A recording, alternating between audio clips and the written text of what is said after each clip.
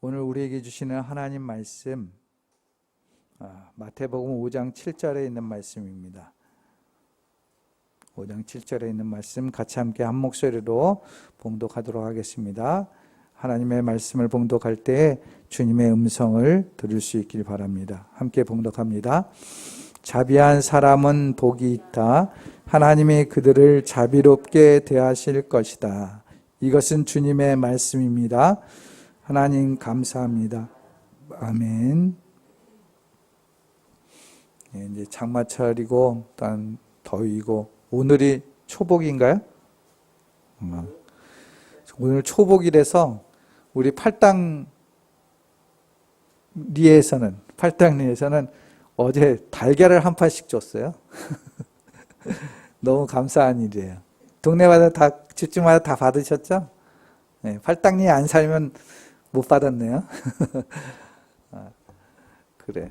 여러분들 건강하시기 바라고, 어쨌든 이 무더운 여름 또한 코로나가 있는데 잘 지낼 수 있길 바랍니다. 변이 바이러스로 인해서 또 이제 염려되고 걱정되는 부분들이 있지만, 그러나 주님께서 우리를 지켜주시고 잘 이겨낼게 하실 줄 믿습니다. 물론 이제 우리가 조심성 있게 잘했으면 좋겠고, 이따 광고 시간에도 말씀드리겠지만 사회적 단계가 수도권에 4단계가 됐어요. 그래서 다음 주와 그 다음 주 2주 동안은 아마 비대면 예배로 전환돼야 될 것 같습니다. 여러분들 아시고 기억하시고 이따 또 광고 나도 하겠습니다. 우리가 이제 말씀을 지난주까지 팔복 4번째 했어요. 오늘은 5번째 팔복에 대해서 이야기합니다. 설교 제목이 자비한 사람이라고 되어 있습니다. 자비한 사람. 본문에서 여러분들이 어느 정도 이해를 가지고 있을 것이라고 생각이 됩니다. 그렇기 때문에 다른 번역 성경, 우리 한글로 된 번역 성경 중에 오늘 말씀이 어떻게 번역되어 있는지 제가 잠깐 소개하고 말씀을 전하고자 합니다. 새 번역 성경 오늘 말씀은 어떻게 되어 있습니까? 자비한 사람은 복이 있다. 하나님이 그들을 자비롭게 대하실 것이다 말씀합니다. 개역개정 성경, 예전에 우리가 보았던 성경에는 긍휼히 여기는 자는 복이 있나니 그들이 긍휼히 여김을 받을 것이며 이렇게 되어 있어요. 그리고 공동 번역, 그러니까 개신교하고 카톨릭하고 같이 번역한 성경에는 자비를 베푸는 사람은 행복하다. 그들은 자비를 입을 것이다. 이렇게 번역되어 있습니다. 현대인의 성경에서는 남을 불쌍히 여기는 사람은 행복하다. 하나님도 그들을 불쌍히 여기실 것이다. 현대어 성경이 있어요. 현대어 성경. 거기는 친절과 자비를 베푸는 사람은 행복하다. 하나님이 그들에게 자비를 베풀 것이다. 소개하고 있습니다. 끝으로 유진 피터슨이 쓴 메시지 성경은 이렇게 되어 있습니다. 남을 돌보는 너희는 복이 있다. 그렇게 정성 들여 돌보는 순간에 너희도 돌봄을 받는다. 이렇게 소개되고 있습니다. 다양한 번역서를 우리가 소개했지만 그 번역서를 통해서 오늘 본문에서 주어진 말씀이 어떠한 의미인가를 우리가 좀 잘 알 수 있을 것 같습니다.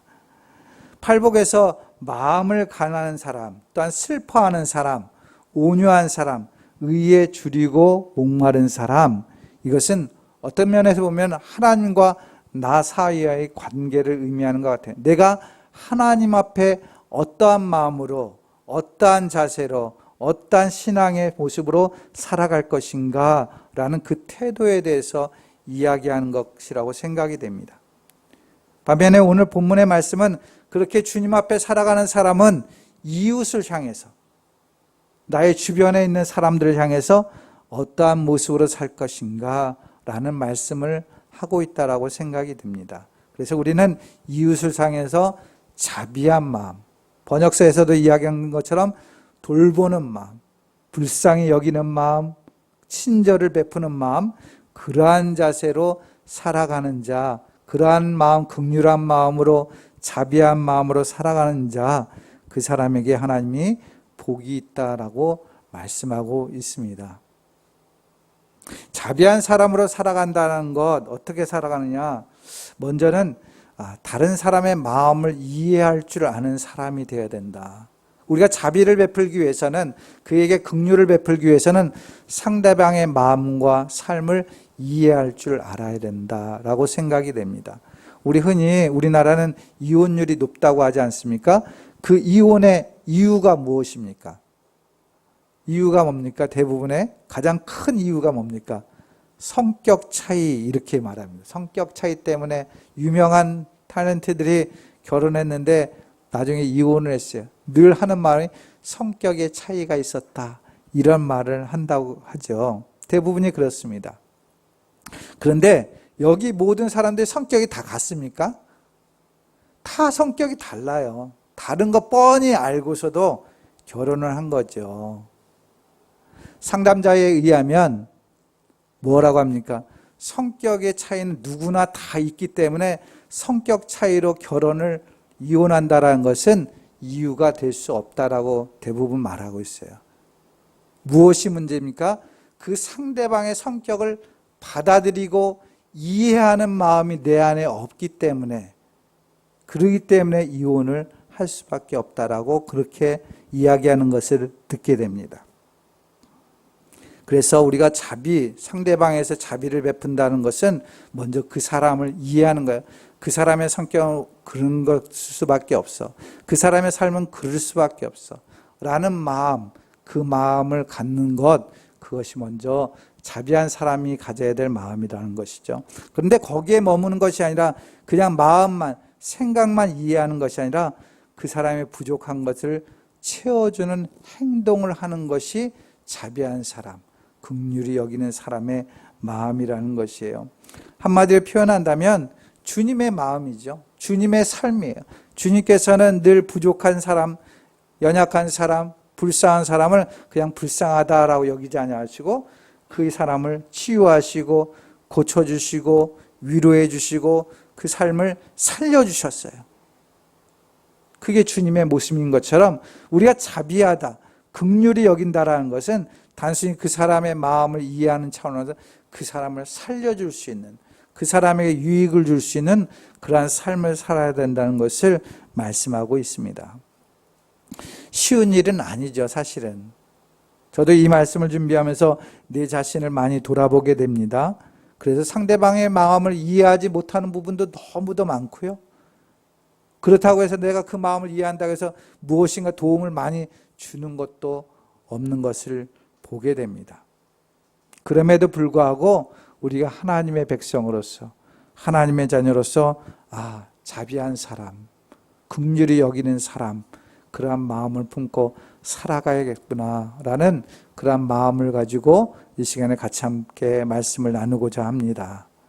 좀 더 구체적으로 우리 생각해 보면 긍휼히 여기다, 자비하다라는 뜻이 무엇인가 조금 더 세밀하게 살펴보고자 합니다.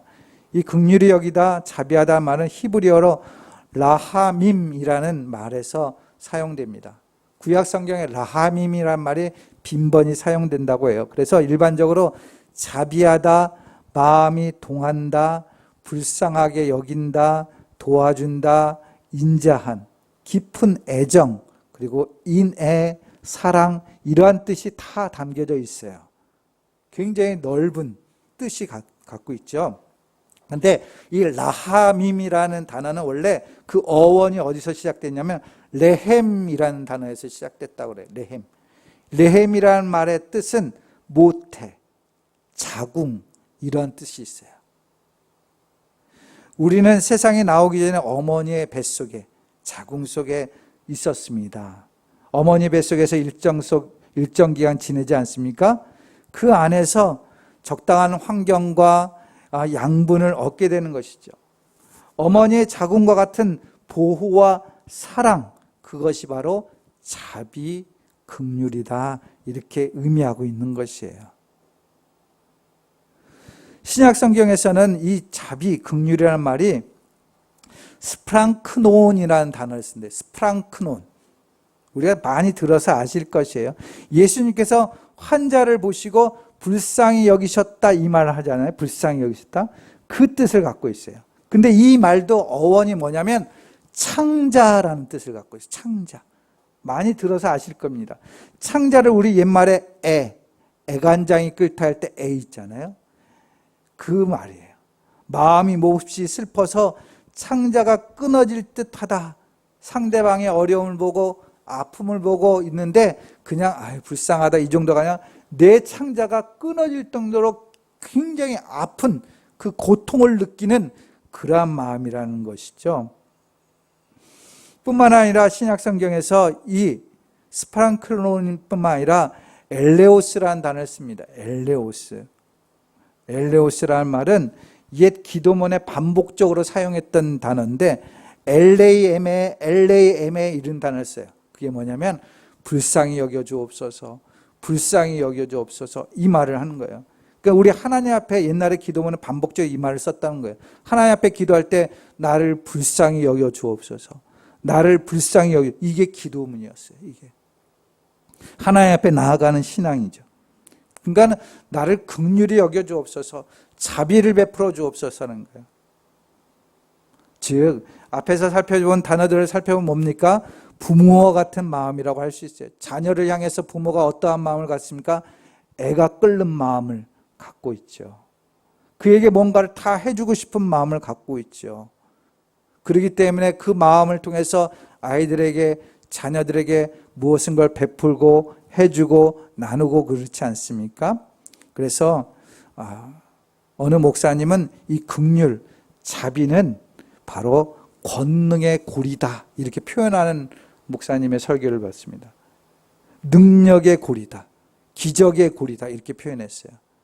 즉 이 자비의 마음을 가지고 살아갈 때 그 가운데 능력이 나타나고 기적이 나타나는 거예요.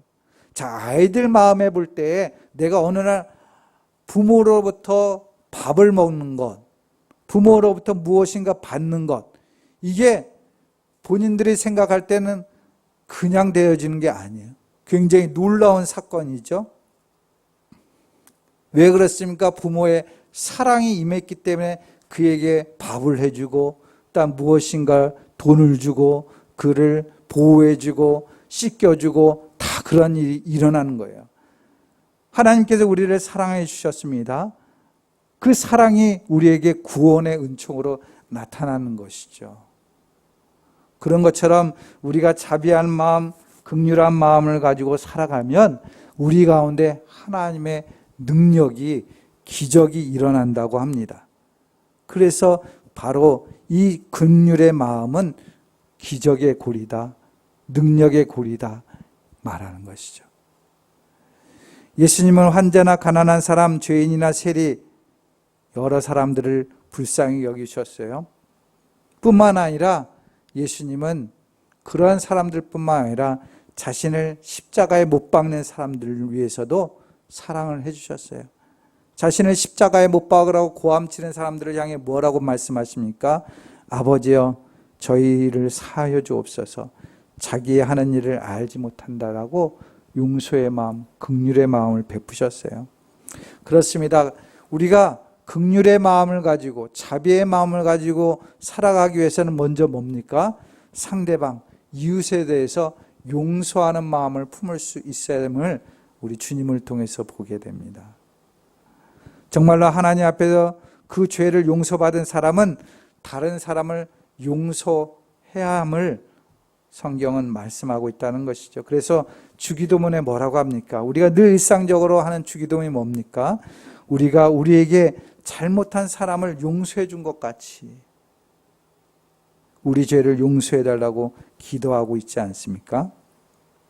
긍휼히 여기는 것은 내게 잘못된 사람을 내가 용서하는 것입니다. 용서하지 못한다는 것은 용서하지 않는 사람이나 용서받지 못한 사람 모두가 불행한 일이 됩니다. 왜 그렇습니까? 우리가 비유 가운데서도 알 수 있어요. 1만 달란트를 빚진 사람이 탕감을 받았어요. 그런데 그 사람이 100데나리온이라는 빚을 줬는데 그 사람이 갚지 않는다고 해서 그를 용서하지 않았습니다. 그랬더니 자신이 용서받았던 것이 다 무효화가 됐어요. 다시 감옥으로 가는 것을 예수님께서 비유로 말씀해 주고 있는 것을 보게 됩니다. 주님은 분명히 우리에게 말씀해 주셨어요. 70번씩 7번이라도 용서해 주어라. 70번씩 7번이라는 건 뭡니까? 무한히 용서해 주어라 라는 것이죠. 영국의 빅토리아 여왕이 20세 때 즉위했어요. 왕으로 즉위했습니다. 근데 어려운 문제가 발생했어요. 그것은 탈영한 군인을 총살하는데 마지막 서명하는 것이 본인이 해야 됩니다. 20세 때 누구를 죽이라고 서명한다는 게 쉬운 일이겠습니까? 한 생명의 생사를 결정하는 결정권이 자기에게 있다는 것을 생각하니 고민이 안 될 수가 없겠죠. 그래서 주변에 있는 사람들에게 무슨 할 말이 없느냐고 물었습니다. 그때 한 사람이 그는 비록 죽을 죄를 지었지만 참 좋은 사람이었습니다 라고 한마디 해주는 사람이 있었다고 합니다.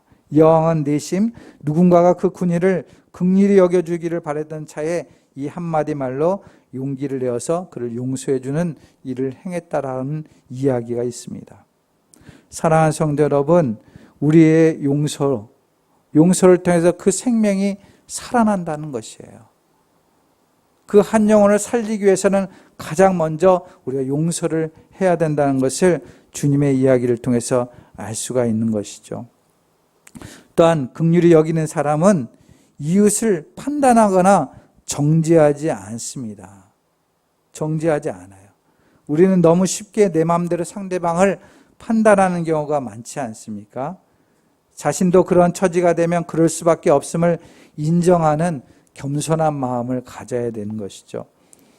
모세에 얽힌 전설 가운데 이런 이야기가 있다고 합니다. 어느 날인가 식구가 다 외출하고 나는데 모세 혼자 점심을 먹게 되었다고 합니다. 부엌에 가서 음식을 차려서 식탁에 앉아서 먹고 있는데 갑자기 문을 두드리는 소리가 들립니다. 문을 열고 보니 남루한 차림에 거지가 서 있었습니다. 모세를 보더니 대뜸 배가 고픈데 먹을 것 좀 주시오라고 청합니다. 모세는 마음속에 옳지, 이때 내가 좋은 일 좀 해보자. 음식을 한 상 차려놓고 같이 앉아서 먹어야겠다라는 생각을 했습니다. 거지를 집 안에 들여놓고 이런 말을 합니다. 여기서 좀 더 기다리게, 내가 부엌에 가서 한 상 차려줄 터이니 같이 앉아서 이야기 나누며 먹세라고 이렇게 말을 했습니다. 그리고 나서 모세는 부엌에 가서 음식을 차렸어요. 그런데 모세가 음식을 만들고 있는 동안에 너무 배가 고픈 이 거지는 모세가 먹다 남긴 음식을 다 먹어버리고 말았다는 것입니다. 음식을 가지고 돌아온 모세는 이를 보고 화가 났어요. 한 상 차려 좀 근사하게 대접하려고 했더니 사람이 이렇게 예의가 없어, 당신은 어쩔 수 없이 평생 거지로 살아야겠어 하고는 그 거지를 쫓아냈다라는 이야기가 있어요. 그때 하늘에서 하나님의 음성이 들려옵니다. 모세야, 내가 나를 얼마나 형편없이 대접했는지 알겠느냐? 이렇게 들어왔다는 것입니다. 자기의 생각대로, 자기의 방식대로, 자기의 판단대로 거지를 섬기려고 했다라는 것이죠. 거지의 마음을 진실로 알지 못했다라는 것이에요. 그 모습을 하나님께서는 형편없이 대접하였다라고 표현했다는 것입니다. 우리는 쉽게 다른 사람들을 판단하는 경우가 있어요. 정죄하는 경우가 많다라는 것이죠. 바리새인들의 이야기를 우리는 쉽게 알지 않습니까? 세리와 창녀를 어떻게 여깁니까? 죄인으로 단정짓고 이야기하고 있습니다. 그러나 예수님께서는 그들을 죄인으로 단정하지 않았어요. 오히려 구원받을 백성, 잃어버린 영혼, 구원이 필요한 백성으로 보고 있다는 것을 우리는 알아야 됩니다. 한 사람을 보는 데 있어서 판단이 달라지는 거예요. 근데 우리는 우리가 가지고 있는 지식과 경험과 우리가 신앙이 있다는 그 조그만 알량한 자존심으로 상대방을 함부로 정죄하는 경우가 너무도 많다라는 것이죠. 사랑하는 성도 여러분, 다른 사람들이 잘못을 저지르는 거 보고 우리는 정죄하기보다는 오히려 불쌍히 여기는 그러한 마음을 갖는 것, 그것이 긍휼히 여기는 마음, 자비를 베푸는 사람이라고 말씀하고 있습니다. 또한 자비한 사람은 어떻습니까? 생각뿐만 아니라 도움이 필요한 이웃에게 희생하며 도와주는 사람입니다. 우리는 생각과 마음뿐으로 끝날 때가 많죠. 불쌍하구나 이럴 때가 있습니다. 그러나 우리는 실천에 옮겨야 되는 거예요. 자그마한 일에도 실천에 하나님께서 우리는 사랑한다, 너희를 죽도록 사랑한다 말로만 한 게 아니에요. 예수 그리스도를 보내주시는 실천을 행하셨죠. 기꺼이 자신의 자녀를 독생자를 내어주심으로 자기의 사랑을 확증했다라고 사도 바울은 로마서에서 기록하고 있지 않습니까? 사랑하는 성도 여러분, 단순히 마음이 아니라 우리의 삶을 통해서 우리가 나눌 수 있는 것, 그에게 해줄 수 있는 것이 무엇인가를 우리는 끊임없이 생각하며 실천해 나가야 돼요. 제가 영어를 잘 모르지만 영어로 동정이라는 말, 우리 선아님, 동정이라는 말의 영어 단어가 뭐야? 맞았어요. 심패시. 그 말은 헬라어에 복합어로 쓴 거예요. 씬이라는 말이 함께 한다라는 뜻이고, 패사인이라는 게 있어요. 파사인이라는 게 경험하다. 함께 경험하다라는 말이 합쳐져서 동정이라는 말이 사용됐다고 합니다. 근데 성경은 단순히 함께하는 외적인 경험뿐만 아니라 그 사람과 동일한 모습이 되어야 된다라고 이야기하고 있는 것이에요. 그래서 성경은 말하기를 뭐라고 합니까? 내 이웃을 어떻게 사랑한다고요? 내 몸과 같이, 너의 몸과 같이 사랑하라. 선한 사마리아 사람이 보인 사랑이 바로 그런 사랑 아니겠습니까? 사랑할 수 없는 원수예요. 유대인, 사마리아는 늘 유대인으로부터 멸시와 천대를 받았어요. 그런데 유대인이 지금 강도를 만나서 어려움을 당하고 있어요. 같은 동족이었던 제사장이나 레위 사람들은 오히려 그를 멀리하고 그냥 자기 길로 갔다라고 표현됩니다. 그러나 사마리아 사람은 그를 끝까지 보살펴 줬어요. 예수님은 이러한 사마리아 사람의 이야기를 하면서 참 이웃이 누구냐라고 질문을 하게 됩니다. 그때 율법학자가 뭐라고 대답합니까? 자비를 베푼 자입니다. 자비를 베푼 자가 진정한 참 이웃입니다라고 이야기하는 것을 보게 됩니다. 그렇습니다.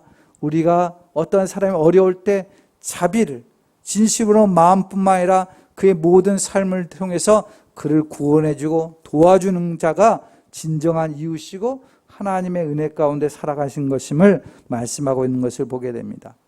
성 프란시스코 잘 아실 겁니다. 원래 부잣집 아들이었어요. 하루는 말을 타고 지나가는데 불쌍한 거지가 긍휼을 베풀어 달라고 간구합니다. 그는 지나가다가 멈추고 외투를 벗어서 거지에게 입혀주었어요. 그러면서 정작 자신은 추위에 떨었다고 합니다. 그렇습니다. 긍휼은, 자비는 따뜻한 외투를 입고 있으면서 헐벗은 사람을 단순히 불쌍히 여기는 것으로 끝나는 것이 아니라 그와의 입장에 동등하게 서서 같은 처지가 되는 것, 그에게 나누는 것, 그것이 자비다, 긍휼이다 이야기합니다.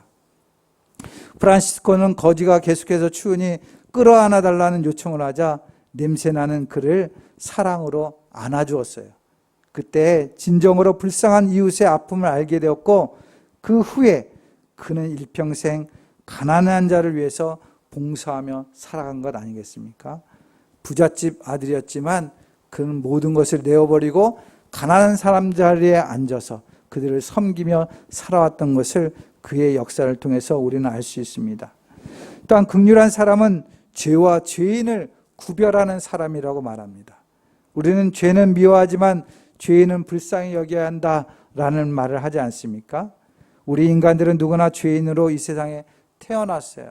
그리고 죄악된 세상에서 누구나 살아가고 있습니다. 우리의 영혼을 빼앗으려는 마귀의 역사들이 많은 세상 가운데 살아가고 있는 것이 우리의 현실입니다. 이 폐악한 세상에서 하나님의 자녀로 살아가지만 하나님의 훈련과 세상의 환난 가운데서 천국을 사모하며 성령을 의지하고 말씀을 붙잡고 사는 것, 그게 성도들의 삶입니다. 더 나아가서 우리 주변에 있는 영혼들도 죄악 가운데 있구나, 어려움 가운데 있구나라는 마음을 가지고 사람을 미워하기보다는 그들의 삶의 형편과 어려움 속에 있는 것들을 불쌍히 여기면서 우리는 나아가야 될 것입니다. 기도해야 되는 것이죠. 로마서 7장 사도 바울은 자기 속에 선한 것이 없다라고 탄식하면서 자기가 원하는 선은 행하지 아니하고 악을 행함으로 자신의 어려움을 탄식하고 있습니다. 그러면서 죄를 짓는 것은 내가 아니라 죄가 그렇게 한다라고 표현하는 것처럼 우리의 일상 속에서 저 사람은 죄인이야 라고 판단하기에 앞서서 죄 가운데 그가 매여 있는 것들을 보면서 불쌍히 여기는 마음을 가져야 한다는 것이죠. 긍휼히 여기는 사람은 또한 예수님의 복음을 전하는 사람입니다.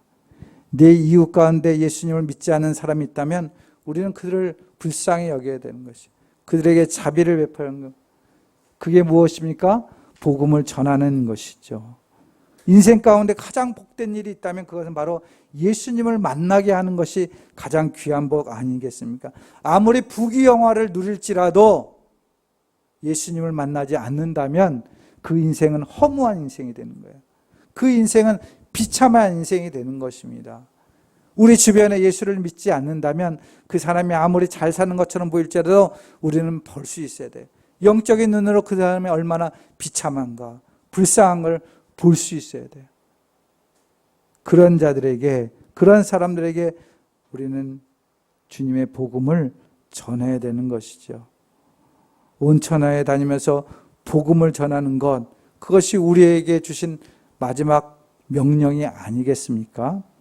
바로 자비를 가지고 긍휼을 가지고 살아가는 사람에게 주신 하나님의 명령이 바로 복음을 전하는 일인 것을 우리는 알아야 됩니다. 사랑하는 성도 여러분, 내 안에 긍휼한 마음이 있습니까? 그렇다면 우리는 주변에 있는 사람들에게 복음을 전할 수 있어야 돼요.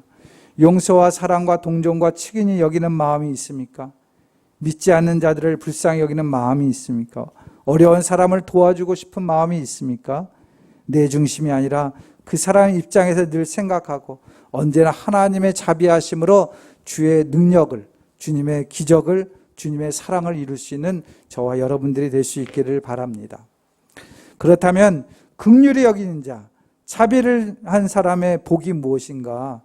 첫 번째는 내적인 복이 있다고 그래요. 내적인. 내가 긍휼을 가지고 자비를 가지고 살아가게 되면 내 안에 영적으로 은혜가 임한다는 것이죠. 잠언서 11장 17절 말씀에 인자한 자는, 여기는 자비한 자는, 긍휼한 자는 자기의 영혼을 이롭게 하고 잔인한 자는 자기 몸을 해롭게 하느니라 라고 말씀합니다. 남을 긍휼히 여기면, 자비를 베풀면 내 마음이 편안해집니다. 악하게 하고 남을 미워하면 어떻습니까? 내 영혼이 손해를 보는 것이에요. 악을 행하면 잠을 못 잡니다. 반면에 긍휼을 베풀고 자비를 베풀면 내 영혼이 평안해지고 유익을 얻게 되는 것이죠. 잠언서 14장 21절 말씀에서도 이웃을 멸시하는 사람은 죄를 짓는 사람이지만 가난한 사람에게 은혜를 베푸는 사람은 복이 있는 사람이다 라고 성경은 이야기합니다. 사랑하는 성도 여러분, 언제나 자비를 베푸는 것, 내 영혼을 풍성하게 만드는 일인 것을 우리는 알아야 됩니다. 뿐만 아니라 자비를 베푸는 사람, 긍휼을 베푸는 사람은 그것이 자기에게 돌아오게 돼 있어요. 자기에게 돌아오게 돼 있어요. 아브라함 링컨은 대통령 선거 때 고전을 했습니다. 경쟁자였던 스테이튼이라는 사람이 있었다고 합니다. 그는 선거 막판에 인신공격, 비방을 했어요. 스테이튼은 링컨의 얼굴 생김새가 못생긴 것, 그리고 초등학교 중퇴한 학력에 꼬집어서 링컨을 비방했다고 합니다. 선거에서 승리한 링컨은 스테이튼을 매장시킬 수도 있었을 거예요, 정치적으로. 그러나 오히려 그를 자비를 베풀어서 국방부 장관을 세웠다는 것 아니겠습니까? 그 후에 남북전쟁이 일어났을 때 목숨을 걸고 용감히 싸워서 전세를 역전시켰던 것이 바로 이 스테이튼의 공이 컸다고 이야기합니다. 자비를 베풀었더니 오히려 생각지도 못하게 놀라운 일들이 되돌려받을 수 있었다는 것을 링컨의 이야기를 통해서 우리는 보게 됩니다. 사랑하는 성도 여러분, 여러분들이 오늘의 삶 가운데, 일주일 삶 가운데 여러분의 주변에 한번 자비를 베풀어 보시기 바랍니다. 긍휼을 베풀어 보시기 바랍니다. 그것이 그대로 여러분들에게 돌아오게 될 것이에요. 마지막으로 하나님께서 긍휼히 여겨주시는 복을 받습니다. 자비한 사람은 복이 있다. 하나님이 그들을 자비롭게 대하실 것이다 라고 말씀하고 있어요. 마태복음 25장 33절에서 46절 말씀 보면 예수님이 이 땅에 재림하시면서 양은 오른편에, 염소는 왼편에 이렇게 가르시는 사건이 있다라고 비유로 말씀하셨죠. 근데 마태복음 25장 35절에서 36절에 이런 말씀하십니다. 내가 주일일 때 내가 먹을 것을 주었고 목마를 때에 마실 것을 주었으며 나그네로 있을 때에 영접하였고 헐을 벗었을 때에 입을 것을 주었고 병들었을 때에 돌아보아 주었고 감옥에 갇혔을 때에 찾아주었던 그 사람은 바로 하나님의 나라를 상속받게 된다는 것을 말씀해주고 있는 것이죠. 자비를 베풀었기에 하나님이 그들에게 자비를 갚아주시는 것이에요. 그러나 반대로 긍휼을 베풀지 않은 사람들, 그들에게는 긍휼 없는 심판이 있다라고 말씀합니다. 야고보서 2장 13절 말씀, 심판은 자비를 베풀지 않는 사람에게는 무자비합니다. 그러나 자비는 심판을 이깁니다 라고 야고보서는 말씀하고 있습니다. 오늘 말씀 결론적으로 이야기하면 언제나 여러분들의 삶에 여러분들이 알고 있는 내용이지 않습니까? 자비를 베풀고 긍휼을 베푸는 것. 그러나 그것을 우리가 한 주간 살아가면서 좀 더 실천적으로 한번 옮겨볼 수 있었으면 좋겠습니다. 거기에 관계돼서 좋은 영상이 있어서 하나 소개하고자 합니다. 많이 알려진 영상이라고 해요. 말레이시아에서 통신회사가 만든 홍보 영상인데 굉장히 의미 있는 자비와 관계된, 긍휼과 관계된 영상입니다. 화질이 조금 안 좋을 수도 있겠지만 이 영상을 통해서 다시 한번 우리의 자비한 마음이 어떤 것인가를 생각해 볼 수 있기를 바랍니다. 함께 영상 보도록 하겠습니다.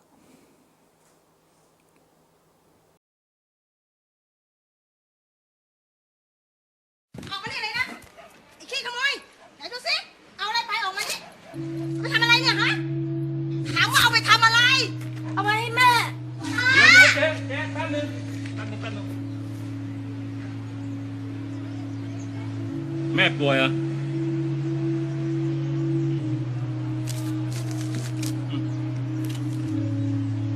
อย่าทำอย่างนี้อีกนะ Ngồi, cao lẩu.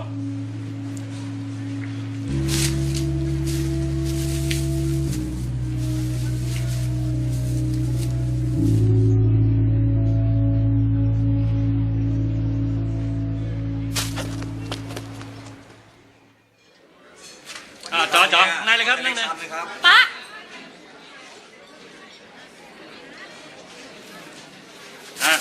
จัดไปสั่งมาเร็วต่ออะไร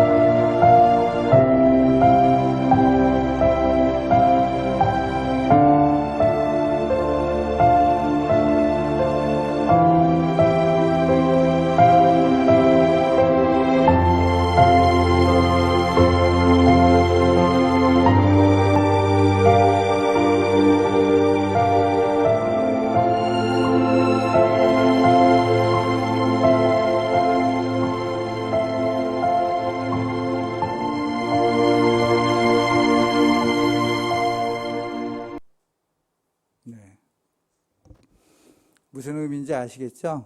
네, 여러분들이 뭐 말씀 안 드려도 잘 아실 것입니다. 자비를 베푸는 것, 그것이 바로 하나님께서 주신 복임을 우리가 알 수 있는 것 같습니다. 야고보서 2장 15절에서 17절 말씀, 어떤 형제나 자매가 헐벗고 그날 먹을 것조차 없는데 여러분 가운데 누가 그들에게 말하기를 평안히 가서 몸을 따뜻하게 하고 배부르게 먹으십시오 하면서 말만 하고 몸에 필요한 것을 주지 않는다고 하면 무슨 소용이 있겠습니까? 이와 같이 믿음의 행함이 따르지 않으면 그 자체만으로는 죽은 것입니다. 라고 말씀하고 있습니다. 자비한 마음을 가지고 살아가는 것 단순히 말로만 하는 것이 아니에요. 그래서 자비와 긍휼은 그럼에도 하는 것, 그러나 반드시 하는 것, 이런 표현을 쓰기도 합니다. 사랑하는 성도 여러분, 우리는 하나님으로부터 놀라운 은혜와 자비를 받았어요. 그 받은 사람으로서 이 땅에 살아가면서 어떻게 살아갈 것인가, 어떠한 눈으로 살아갈 것인가, 우리 주변을 돌아보면서 용서하며 주의 사랑을, 자비를 나타낼 수 있는 그런 믿음의 복을 이룰 수 있는 우리 팔당교회 성도 여러분들 될 수 있기를 주님의 이름으로 축원드립니다. 기도하겠습니다. 사랑과 은혜가 많으신 아버지 하나님 감사합니다. 오늘도 자비한 사람은 복이 있다라는 말씀을 전했습니다. 두서가 없지만 그럼에도 불구하고 우리에게 주신 하나님의 마음, 그것을 다시 한번 돌아보게 됩니다. 주님, 우리 안에 자비한 마음을 품게 하여 주옵소서. 그래서 용서와 사랑과 자비를 베풀며 은혜를 나눌 수 있는 귀한 믿음의 삶이 되어서 우리가 베푸는 자비 속에 하나님의 능력이, 하나님의 기적이 담겨질 수 있도록 축복하시고 인도하여 주시옵소서. 감사하고 예수님의 이름으로 기도드립니다. 아멘.